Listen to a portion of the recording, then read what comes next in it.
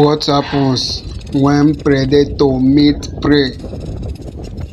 Stay tuned, you won't believe this moment from the wild action.